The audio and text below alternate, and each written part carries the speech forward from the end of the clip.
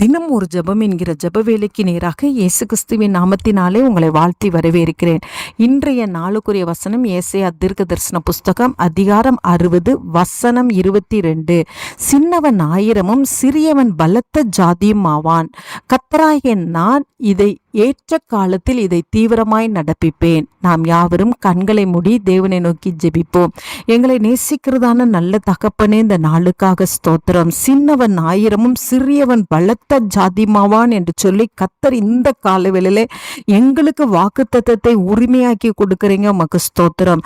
குடும்பத்தாரால் ஆண்டவரே அற்பமாய் சிறியவர்களாய் எண்ணப்பட்ட உம்முடைய பிள்ளைகளை கர்த்தர் உயர்த்தும்படியாய் கர்த்தர் சித்தம் கொண்டபடினால் உமக்கு ஸ்தோத்திரம். ஆண்டவரே மறக்கப்பட்டு இருக்கிறேனே, தள்ளப்பட்டு இருக்கிறேனே, தூரமாய் இருக்கிறேனே, நினைவு கூறப்படாமல் இருக்கிறேனே என்று சொல்லி இந்த ஜெப வேளையில யாராவது என்னோடு கூட சேர்ந்து ஜெபித்து கொண்டு இருப்பார்களானால் ஆண்டவரை எல்லாரையும் நினைத்து பார்க்கிற தேவன், சிறியவர்களை உயர்த்துகிற தேவன், சின்னவனை ஆண்டவரை பலத்த ஜாதியாய் மாற்றுகிற தேவன், இன்றைக்கு கர்த்தர் உம்முடைய பிள்ளைகளை பார்க்கிறபடினால் உமக்கு ஸ்தோத்திரம்.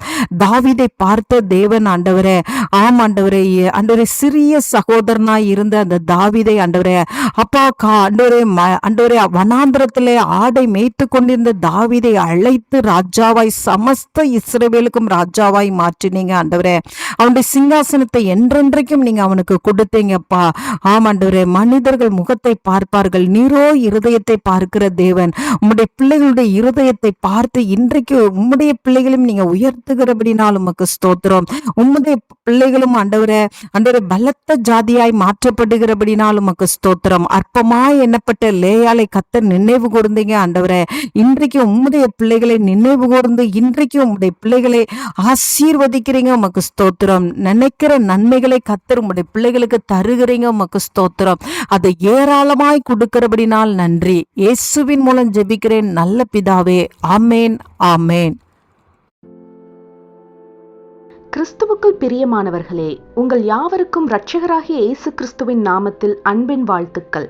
தினம் ஒரு ஜெபம் எனும் நம்முடைய யூடியூப் பக்கத்தில் நாம் அன்றாடம் தேசத்திற்காக ஜெபித்து வரும் ஜெப குறிப்புகளை புத்தக வடிவில் தேசத்திற்கான ஜெபம் எனும் பெயரில் ஜெப கையேடாக வெளியிட தேவன் கிருபை பாராட்டியுள்ளார்.